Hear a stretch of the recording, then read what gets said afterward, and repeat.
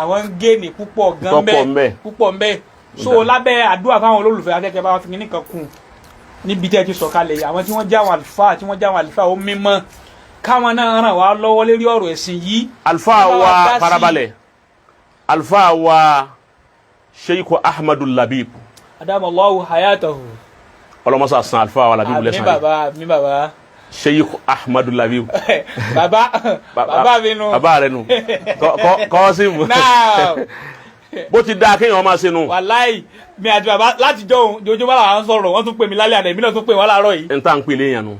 Sheikh Ahmad Labeeb kì í ṣe ẹni tí ó fi dúdú sínú tí ó wà tu funfun jáde. wàláì. gbogbo ẹni tó bá rí tó bá ń lágbájá ọ̀sẹ̀ mi tó ṣe fún mi ọ̀dà ẹ wá èèyàn sọ́dọ̀ rẹ̀.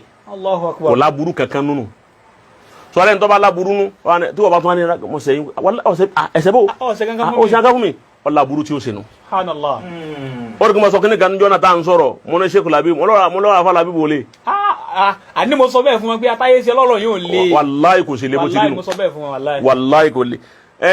ntọ́ fa ọ̀rọ̀ Kọ́sìm òun ni wípé ó rí kí mo sọ kíní kan mo sọ fẹ́yìn náà mo sì pe Sheikh Labeeb náà mo sọ mo ní Sheikh Labeeb mo ní mo lè mi mọ jẹ̀bi o. bẹ́ẹ̀ni wàláì. o ti yé báwọn mo ní mọ jẹ̀bi o. wàláì. mo ní wàláhì mi mọ jẹ̀bi mo sì tọrọ àforíjì lọ́wọ́ wọn lọ́wọ́ àfa Labeeb. wàláì. kí ló fà ni wípé gbogbo ọjọ́ tí n ti máa jà láyé yìí máa fèsì ni yìí máa fọ kí ni èsì ni wàláhì làásì máa fọ èsì ni kì í dájà lẹ. èmi yẹ dájà lẹ tó èsì mi kàn mọ wọn fẹ́ heavy wúwo ni àmọ́ wàláhì tá a bá tú sálẹ̀ rẹ̀ ẹ bá wípé mo jòkó jẹ́jẹ́ ni yìí fọ èsì ni àmọ́ ti Sheikh Labeeb ọjọ́ náà tí ń lọ wá sí inú mọ́tò ńjọ́ náà iná mo gbọ́ awalé ní tọ́mílá bridge. náà mo gbọ́ ọ̀rọ̀ ohun tẹ́nì kan pè mí pé báyìí wá gan àwọn oníkan àfa Labeeb ọ̀rọ̀ yìí ní sọ lọ́wọ́ ní ń ṣe gbá ní ń ṣe ẹgbó so presentation tí ẹni yẹn present fún mi ìtara yẹn ara ń kan mi lọ́wọ́ ńgbà náà ìtara àwọn tèmi débi wá sí èmi bá bẹ̀rẹ̀. àwa náà ti mọ̀ kálá bá gbọ́ tẹ́ni ń wí ni àwọn ò gbọ́ nu mọ́tò àkàngbọ́n tẹ̀ sí. ọ̀hán ní kí ló ṣẹlẹ̀ bẹ́ẹ̀ ni ọ̀kan nínú àwọn ẹ̀sìn fi mí hàn ọlọ́wọ́n jọmọ náà lálùbáríkà àti gbogbo yín náà àti mufti Jakuma yìí àwọn méjì wọn wá ní àkàwọn kan láwùjọ ọ̀tọ̀ ní ta aláṣọ bí wà sí ẹgbẹ̀lẹ̀ tó wá yà sí wọn mo ní báyìí wọn ni kí n já wọn wò ná wọn bá wò sẹ́ni gbà wọn gbọ́ wọn bá sọ fún kí àwọn Labeeb wo bu yín. àlàyé náà ṣe. mo ní kí ló pé. ìmọ̀nà kó wá. àfọ òbu yín. ìmọ̀nà kó wá. àwọn Labeeb wo bu mi. àwọn bá fi hàn mí apá mi bá jábọ́. La ilaha illallah masha Allah. o ti yé báwọn kódà mo ṣe stick fáwọn rẹ lọ́dọ̀ Ọlọ́run. wàláì. pẹ̀lú àwọn ọmọ yìí mo ní mo ṣe stick fáwọn rẹ. wàláì. ńgbà mo wá rí wípé àwọn èèyàn ti wá fẹ́ kó sí àárín yẹn èmi àtàfà Labeeb sì ní olólùfẹ́ ni wa. dáadáa. àfà Labeeb ti wá sí àwọn nǹkan tó pọ̀ fún mi tó pọ̀ tó jẹ́ nǹkan má lè gbàgbé tó yẹ pé tí n bá rántí èyí òun gan ni kò yẹ kí n sọ̀rọ̀ àmọ́ awwalul ghadab jununu wa akhiruhu an-nadam. ọgbọ́ hayakumullah. èyí òun ni tó bá rí bẹ́ẹ̀ àfi kí èyí ó tètè tààrà já padà. kí yẹn ṣe tètè ṣàtúnṣe. èyí tó sì dáa fún ẹni tá ti ń jẹ́ ọmọlúwàbí òun nù ni tí wọ́n bá ń pè ọ́ lákin tán ń pè ọ́ gbogbo nǹkan gbọ́dọ̀ já kí ọ̀hún kó tún láyà sọ́lọ́hún. gẹ́gẹ́ bẹ́ẹ̀ mi ti máa sọ kò sí ẹni tí mo ṣẹ̀ láyé tì lè bẹ̀. rárá dáadáa. wàláhi làzim. wàláhi. o ti yé báwọn but ọlọ́run kádàrá kódà kí nìyẹn tún dùn mí pé èmi àtàfà Labeeb ọlọ́run ní kírun nǹkan báwọn ó tún. bàbá alẹ́ mi ò rò pé ó lè ṣẹlẹ̀.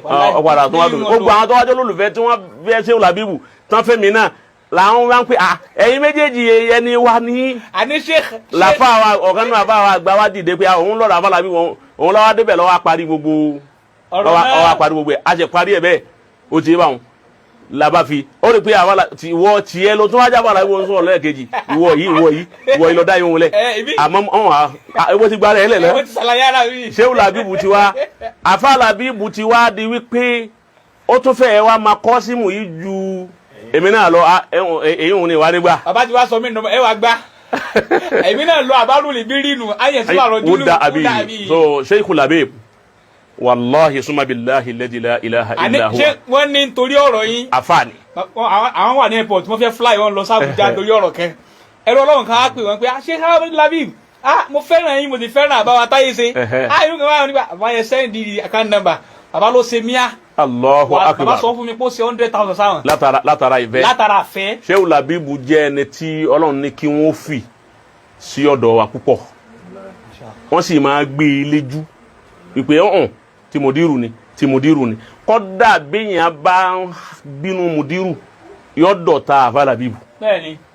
so èyí wọn náà tó kọ́dà àwọn àbá wa ní mẹ́ríkàsì tó ń pè mí pé ẹ̀yìn àti Labeeb ẹ gbọ́dọ̀ jáwó àwa dúpẹ́ lọ́dọ̀ Ọlọ́run wípé Ọlọ́run wá ṣe kínní yẹn ọ̀tá ọ̀dà